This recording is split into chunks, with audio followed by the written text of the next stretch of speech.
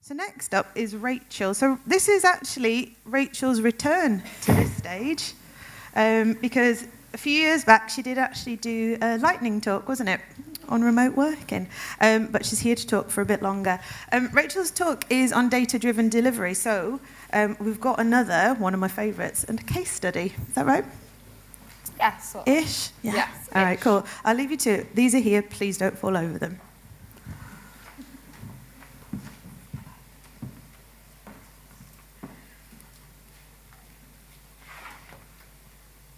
Cool. Can everyone hear me okay? Yeah? I think I've got the mic on, right? Yeah? Okay, we'll find out. Cool. So good afternoon, everybody. My talk, as Shahina has said, is on data-driven delivery. So just a little recap on what I'm here for, basically. So we're going to look at the why. So we're going to look at some statistics around why we should measure. Then we're going to talk a little bit about like the what to measure, so looking at some of the actual types of data we're looking at. And then we're going to get onto the how. So this sort of ties into the sort of case study element of looking at some tools and techniques that I've come across recently that I found have been quite helpful to visualize data.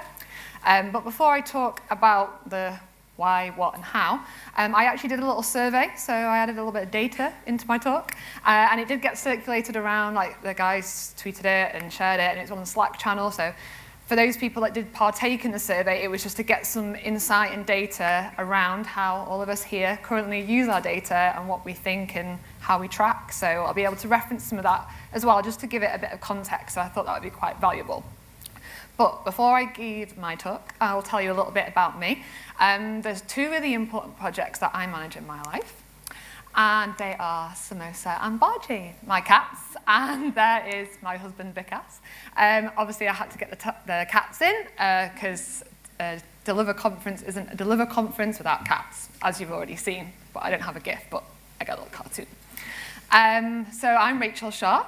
As Shahina mentioned, I've spoken here before. I'm a little bit of a geek.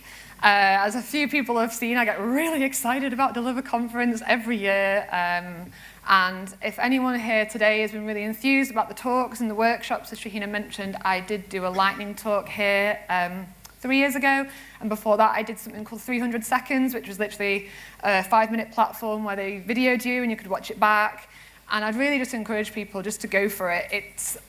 People think it's scary, but if you're talking about something that you feel comfortable talking about, it actually isn't that scary. So just do it. It's cool. So 5 stages are the sort of data-driven delivery model. So I think maybe some of us here in the room can relate to the denial, like, ugh, data, schmata, GDPR, we just don't want to know anything to do with data can be a bit scary. Anger. There's probably a few people in the teams that you might have worked with before now that are just like, oh, like maybe some designers just like, we don't need data to design, like, we don't need it. Then we have bargaining where, well, we'll just tweak the data a bit and we'll just maybe get what we want. And then I think this is probably maybe where a few of you in the room might be. It's just, there's so much data, all these timesheets and JIRA ticket numbers and bug references. There's just so much stuff. I think a few people have mentioned that today. We're just bombarded with data, so we're just getting a little bit down about all the data. And then we get to acceptance, where I'm hoping we can get everyone to get really excited about data after the talk today, that actually it is a good thing and it actually can sort of sometimes tell us what we maybe already knew. So the aim is to kind of put some data into context and how we can get the most out of data. And I think this is a really nice little graphic that sort of starts to sum this up. And I think it was Vicky's talk earlier. It's like, well, what are we as project managers? Like, what do we do? And this, for me, sort of summed it up quite nicely. Like, I like to think of ourselves as sort of delivery artists. So we're part scientists, so a lot of us have these sort of data aspects to our roles about like performance tracking, operations, analytics, maybe like campaign performance if we're working in marketing, and that's a bit of my background. And the same with sort of being an artist, where we're having to tell stories, we're having to sort of think about the visual representation and the content that we're putting in there. And from my personal experience today, I've just moved back agency side, and prior to that I was in-house at the Red Cross. And at the Red Cross, I was responsible for an e-commerce platform, which actually was selling first aid training courses. And the way that that worked was, it was like a social enterprise within the Red Cross. And at the end of the year, their remaining profits, after their kind of costs were covered, went back into the Red Cross. And I had a small web development budget that I had to manage this e-commerce website with. And I then suddenly became super, super focused on the best return on investment, how I could make the conversion rate work better. And having worked with a user conversion agency, which I think Beth and a few of the guys have come along to that today, is it actually really helped me just become super focused on those KPIs. And actually, that's really sort of changed my perception around how powerful data is when, at the bottom line, you're putting money back into a cause that makes a difference. And I think sometimes when we're talking about commercial aspects, we can sometimes lose where that money is and what that means. But for me, it started to become really important. So what's the story? Like, what's the story with data at the moment? And what the sort of the why? Like, what are the statistics telling us? Well, at the moment, around sort of 20% nearly of projects actually fail to get implemented or completed. And if we think of this statistic in a slightly different way, a lot of us here are from agencies today. If you think of an agency with a turnover of £2 million a year, that's burning 400k a year in failed and incompleted projects. Now, a lot of people would just be pretty shocked to think that that's how their money and their commercials are being burned away. And nearly a third of completed projects, therefore, actually experience cost overruns. I mean, we've probably all had those projects where we just know they go over budget. And then nearly half of projects, therefore, are obviously delivered late or over budget, probably because of the two things before. And a third of projects, this is where I get a little bit excited about the kind of commercial and strategic angles of, like, they actually don't deliver the kind of products of value. And I think Chris has talked on that, we're all about delivering value, but if a third of the stuff that we're doing actually isn't even doing that, we've got to ask ourselves early on, like, what is it that we're delivering here? And then this kind of ties into the final bit that, again, nearly 50% of projects are potentially actually having unrealized business value. And a lot of you guys in the room who are working, guys and girls, sorry, to be more focused on value, and that's obviously where Agile does start to get us in that way, but we're still not looking too good. So yeah, these statistics don't look too good right now. The data isn't giving us the best picture of how the industry is doing. But what it's kind of saying is, obviously these statistics looked at both traditional and more sort of agile project techniques, but we're sort of failing to deliver the anticipated results. So on that, you could sort of think, well, maybe we're sort of a bunch of mismanagers, which obviously we're not, don't worry. There is a silver lining. We are doing an amazing job. Because this stat I love is obviously, it shows, and I think this is really nice where it builds on like Haley's talk to do sort of like the intangible value of the T-shaped people. And we are so crucial to the success, but the problem is sometimes it's hard to kind of evidence that intangible benefit that we've had. And I've heard Brett talk before at the conferences about you only know when you've got a really good project, when you have a good PM versus when you've had an experience with a bad PM. But this is where somebody mentioned before about, we've had the knowledge. Sometimes we double up as product owners. And this is where when you've got a really good project management in place, good governance, this is actually really crucial to getting the results that our clients and our in-house teams want. So why do we measure project performance? So obviously we're looking at trying to get the right information to the right people. So we've touched on this a lot around sort of pleasing our stakeholders and keeping the right people involved with the right information. And obviously in projects, it's all about the information at the right time. And this all comes together to provide effective decision making. So in a way, I sort of think sometimes when we're in delivery, we're sort of a little bit like air traffic controllers. So you're thinking about, okay, well, what stats have we got? You definitely want to make sure like the ground control and the pilot and everything's all on time, and you don't want planes taking off too soon or landing too late. So we actually are making decisions that keep everything on the straight and narrow. So what is the purpose of data? It's to identify success and failure, to look at where we're learning and what are we addressing and what are we understanding from it. And ultimately, it's customer success or it's our team success, but it's helping us get to this endpoint. I really like this quote. I feel like it sums up some of the concepts around data and measurement quite nicely, where obviously what gets measured gets done, which potentially that's timesheets when they're done on time. What gets measured and gets fed back gets done well.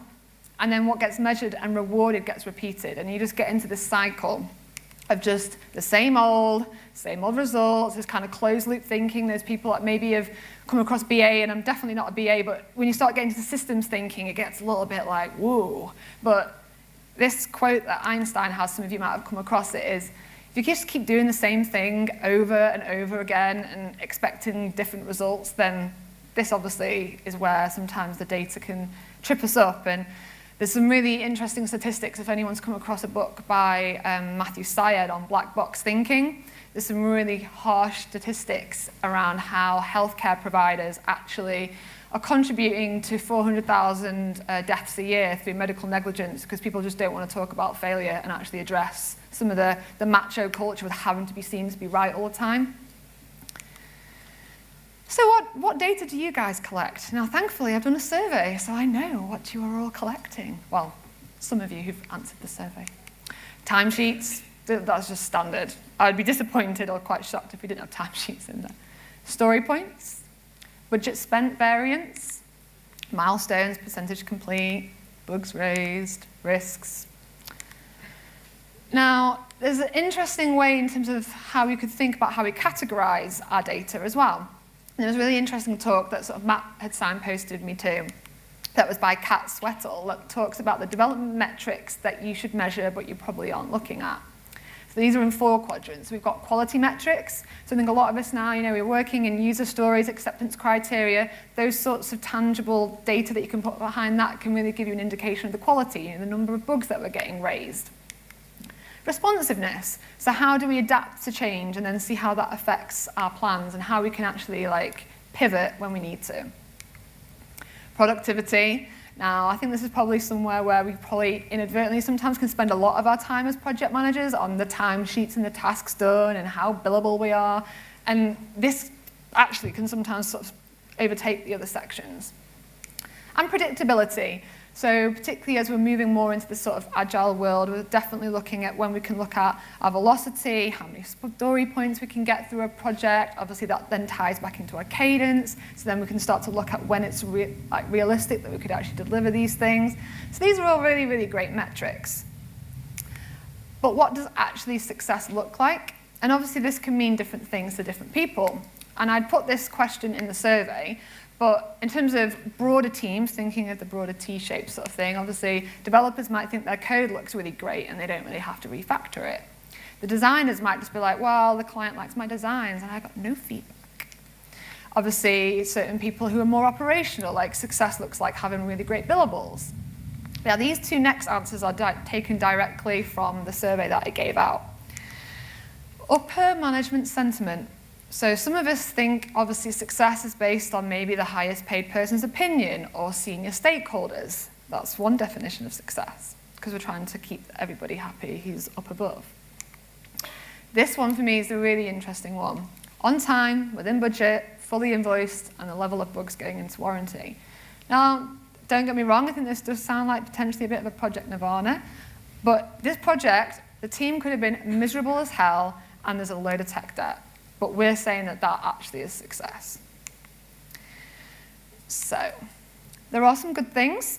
Obviously, client satisfaction and team happiness, that was really quite positive. So we're not just looking at the kind of pure profit and loss and it all being on time and on budget. Obviously, user happiness, which is, again, thinking about products and the value that we're creating, is really important that our end users are happy. And we're not just like, well, the project was on time and budget and everyone's happy, but the product's crap and the users hate it. And return on investment, so again, the statistics around that.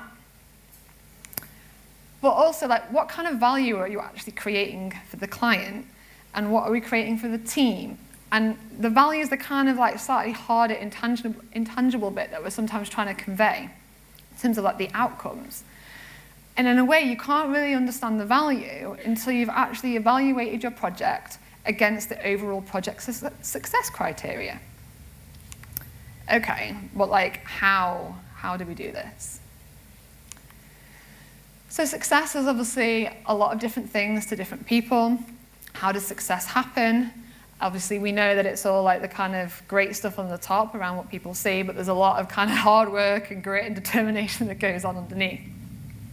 So it's trying to tease some of these statistics out in the way that we can share them with stakeholders. And there's a whole load of KPIs out there at the moment. So we've got like optimization KPIs, success KPIs, objectives, evaluation, OKRs that we were all learning about yesterday, some of us who were in Neil's workshop. And in terms of the how and looking at how we start to really think about value early on in a project, like what metrics matter. And I think there's a really important piece around like what does success look like. And we've been talking a lot about workshops yesterday in the workshops. And by starting a project at the beginning and sitting down and saying like, okay, well, what does success look like? Let's agree what matters at the beginning. And having been in-house and agency side now in particular, there sometimes can be a bit of a push and pull here because that's where the agencies focus on the billables and then the client's got their KPIs. If you can sort of challenge the why, maybe they're like, oh, they're really obsessed, like this is what we have to achieve. And by starting to unpick this a little bit and actually really start to see like, okay, well, what's your strategy? Like, is it an acquisition strategy? Is it a retention strategy?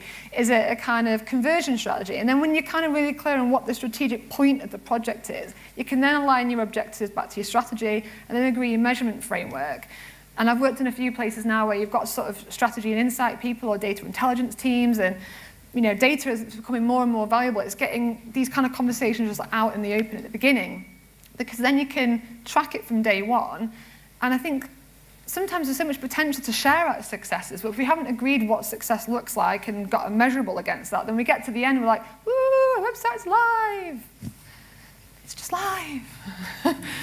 But then you can have all those great stats that you can refer on and like iterate on and then share with the clients and the stakeholders and use them as case studies. The next one is just a really obvious one, and it's something that I've kind of got burnt about in the past, and probably some people have had the same experience of how the data can be powerful, is browser stats. How many of us have been like, oh, we're just going to say the specification is this, but whoa, hang on a minute, the client uses, there's some quite significant proportion of people that are still on like IE7 or something. Now, whenever I want to work on a project, I want to get access to the GA account, I want to look at the analytics on the browser stats, how mobile first are they, what kind of tablet usage have they got, and this simple little bit of data that pretty much, unless even if you like at a completely new start of a project and you've got no user data, obviously we've got user research now and you can find out what browsers the users do use, and you can then from day one actually be testing and benchmarking against browsers. Client satisfaction. So I don't know if people sort of recognize this from anywhere. Basically, a lot of like airports now actually ask you to sort of leave feedback when you've been to the toilet, like rate the satisfaction of the toilets. But a bit of a show of hands, how many of you at the moment, whether you're in-house or you're managing a product or in teams, actually ask for your customers' feedback or end users for their feedback? Maybe about 30–40%. So I'd ask the question and just leave it with you guys. If we can actually ask people how they've enjoyed going to the toilet, we can probably manage to always ask whether it's our end users or our clients actually if they're enjoying like what we're doing for them. So client satisfaction. So when I was in-house at the Red Cross, I really started to have to think about justifying the end results of the work that I was doing on the website in terms of end user satisfaction. So we actually put a customer satisfaction survey at the end of the checkout. So then that way the customers could like fill it out if they wanted to and sort of say against like sort of key sections of the journey, so like finding a course, checking out, the availability of courses, like very different sort of sections of the journey, like just how they sort of rated it on a sort of scale of 1 to 10. That then meant I could actually make sure the feedback was built in throughout the journey. So some of it was obviously at the end of the checkout, then you've got certain tools now where you can sort of get indicative information before they check out. And with that, if I did a release and I was improving the checkout, and then 3 months later I can look at the output of that survey, I could then be like, oh, well, actually, I can tell you categorically that like sort of couple of £1,000 that we spent on this like fix here actually has now improved customer satisfaction with the checkout process by 20%. And it can also help show you what's missing. So not only did I obviously have questions in the survey just around like what was working well, but also like what things do you think are missing? And obviously, I'm not a user researcher and there's questions around that a user will tell you what they want. But from my experience, there was things in there where you're like, oh yeah, like, I can see now why if you have to click on terms and conditions and it doesn't open a new browser tab and then you want to go back, like it was such a little thing that it's just inconsequential when you're looking at the site, but that really alerted me to certain like, little niggly glitches, and I was like, oh, great, I can sort of feed that back. And there's a couple of really straightforward tools, obviously SurveyMonkey, I'm probably teaching you all to suck eggs with SurveyMonkey. Hotjar, obviously now you can use that on websites, and it's really great just to sort of kind of collect data even before checkout and what was working well on pages, what isn't. Then it takes us sort of onto our team satisfaction as well, which again, there's a lot of sort of movement in this area around data. So team satisfaction surveys. The feedback is obviously built in throughout the project. So there's loads of different sort of ways that we're doing feedback now, just like post-it notes, check-ins, certain tools that we're using. I know in Neil's OKR workshop yesterday, he was saying that they sort of have like a little survey where they just sort of check in with how the team satisfaction's going. And again, you can also look at maybe the team satisfaction levels throughout your project.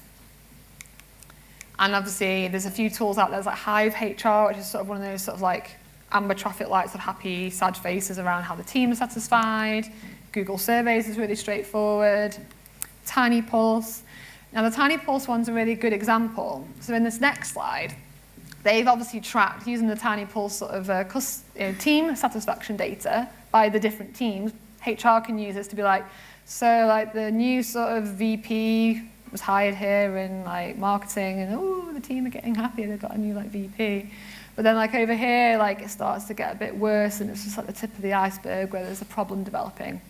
Now this is really interesting, but we're talking about like context of our data as well, and this was quite interesting sort of with like Sarah's question earlier. Like, if you could then start to look at the team's throughput and velocity and how the time's been used against like key metrics like your client satisfaction or your team satisfaction, the data then can become really powerful where like we've only like say got one story through here, and then it's kind of dipped, and then they've kind of got a bit better, and then they've got like a bit better. And then you can sort of, maybe you can start to like see there's like a bit of a lag where like, you kind of did really well here and then it's kind of started to tail off. So when you can start to look at bringing different data together to kind of tell that story, to use these sort of commercial narratives to also help convey stuff to people who maybe don't understand what the delivery itself is, it can then become quite powerful. How do you report project data? So this was another question that I asked in my survey. Spreadsheets, it's very manual. There's lots of emails, Google Sheets, people using Jira. So at the moment, it's obviously quite manual. And there are quite a few emerging ways now that we can start to look at reporting data. And this kind of is where like my little inner geek comes out, and this is kind of what I'm really excited to share with you all today. It's about Google, well, one of them anyway. So Google Data Studio. I've done like a little show of hands. How many people are familiar with Google Data Studio? Okay, quite a good number, maybe sort of like 40%, getting to 50%, so that's quite cool. So basically, they've kind of created this platform that sort of really focuses on driving insights and getting business value.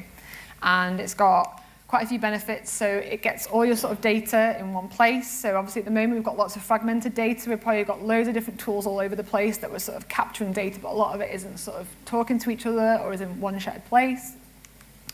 You can then sort of transform sort of very sort of raw data metrics from sheets into sort of visual diagrams and charts. This then allows you to create these sort of like visual dashboards, so you can sort of take the very static data and then start to find ways to play with it. And you can then start to look at like data that means things to a whole team.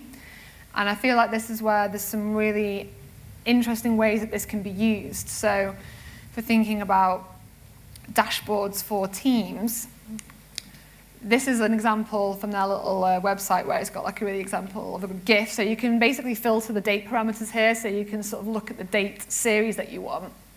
And basically, Google Data Studio can pull in, obviously, your Google Analytics data, primarily Google products like YouTube data, AdWords data, Google Sheets. But obviously, there's a load of products now that connect through to Google Sheets through APIs, so you can just pull all your data into a sheet. And then you make the sheet the source. So then there's certain things where if you don't have the data that's through like an API or something, you can still like, these are little scorecards here. If you didn't have the data through an API. You could put it in a sheet, and then you can still have like little scorecards. And then you can have like a red, amber, green status for certain key metrics around, like, say, operating systems that we were touching on before.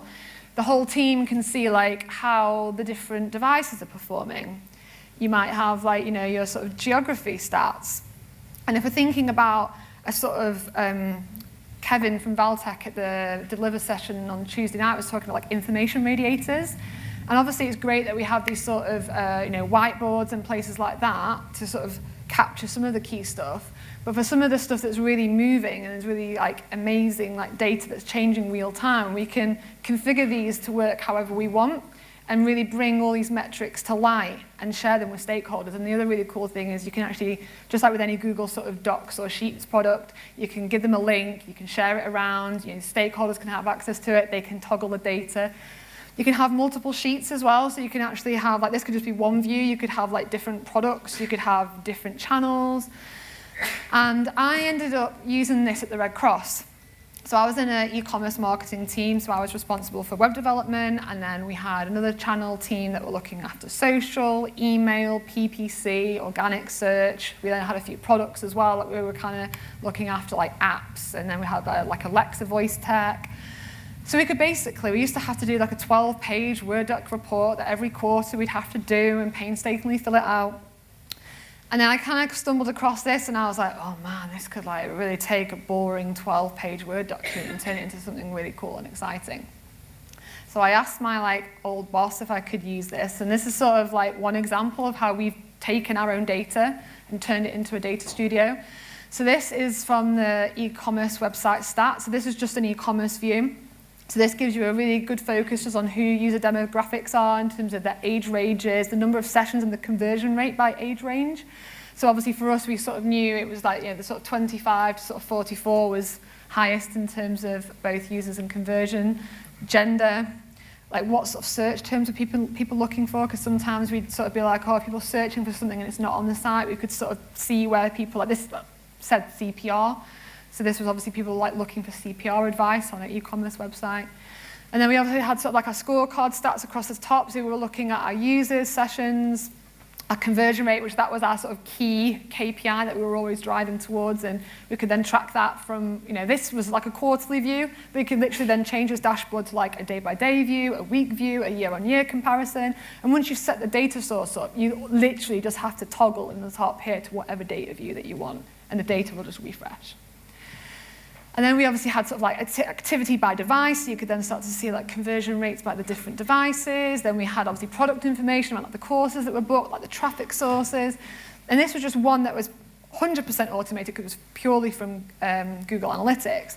But then I did sort of also create some other dashboards that weren't quite as sexy as this, but still pulled from Google Sheets. So the survey that I was talking to you about before, that was the SurveyMonkey sheet, I'd inherited that, but you can actually now create like an API from SurveyMonkey that pulls data into Google Sheets. And then once you've had a little play around with how you can set it up, you could then create really cool graphs and diagrams of any kind of survey that you're doing. So this is like the one that I get really excited about. But this is just one way that we can visualize data. Some of you are probably now familiar with like Jira obviously has this capacity now, and again, but we can get really bogged down in just like looking at our Kanban boards, and like that's quite hard to sometimes see where we're at. And there's some really great tools now of how you can visualize, the statistics around who's got how many tickets, obviously how many sort of, in this example, like where the statistics are around certain like issues. Obviously you've kind of got like your cadence in terms of seeing how everything's burning down. And again, you can just have all this data, and once you've agreed what matters as a team, you can start to present this in a really helpful visual one-spot place to refer to. And I'll just go back to that for a second. I also think I got quite excited yesterday about the OKR session, and having been in-house and agency, I feel like you've always got these push and pulls all the time around, like the client's objectives and the agency's objectives. I'm really keen to try something like this with a shared like team, client, agency, OKR dashboard where you're actually all on point with all the metrics. So when you're having conversations and challenges around certain things, like this then becomes like your information radiator to talk about like what success looks like. And there's another example like Maven Link. This was something that somebody actually mentioned in the survey that they're using for how they sort of visualize and use data. So this is just like one little screenshot from their website around, if you've got like a portfolio of products and projects, you can then obviously see like how the budget's been burnt and how you've sort of got like a red, amber, green status. And Kevin from Valtech, in terms of talking about governance, was sort of showing something similar where you can have that sort of like over-level view of you can sort of see where there's challenges in terms of what's red, and then that kind of helps you make effective decisions in terms of where you then direct your effort and energy and don't have to worry too much about everything in green. We'll just get straight into the one that's red over there. But this way of sort of visualizing data then really starts to make you think and talk about the value of the sort of the customers, the value of the team, like what we're doing in terms of our goals. Like it builds trust and it helps us sort of really start to think more innovatively because we're looking at the stats. Like the stats are telling us that this idea is tanked. Cool, guys, like it didn't work. Like, and then by sort of trying things all the time and you can then start to get quite geeky with if you do bring a change in your team, you can then start to actually track maybe through your team satisfaction scores, like this thing that we tried here has actually really started to improve that there, and it starts to get quite powerful. And this is where I really love this statistic. So 42% of organizations, and nearly half of projects actually, at the moment, don't necessarily align to organizational strategy. And this lack of alignment is potentially the reason why half of sort of the strategic initiatives are reported as unsuccessful. So if we're thinking back to what a successful project looks like, it should always align back to some sort of strategic goal or aim or ambition. And if we can really start to think about the strategy of what we're trying to achieve at the beginning in terms of our metrics, in terms of our data and what shared success looks like, then we're going to have some really amazing projects to be proud of. So to conclude, what does success look like? It's our strategy and thinking about what it is that we're trying to get out of the product or the team. Is it billable hours? Is it a conversion rate? Is it an acquisition strategy? What is the strategic goal? If we're thinking in terms of like the brief, what is the strategic issue we're trying to solve? The product. Obviously that then ties into our product as part of that strategy. So how do you measure your product currently? Our projects, in a way, sometimes the project is the project to create the product, but our projects have our own set of KPIs and success metrics just for the project part of delivering a product.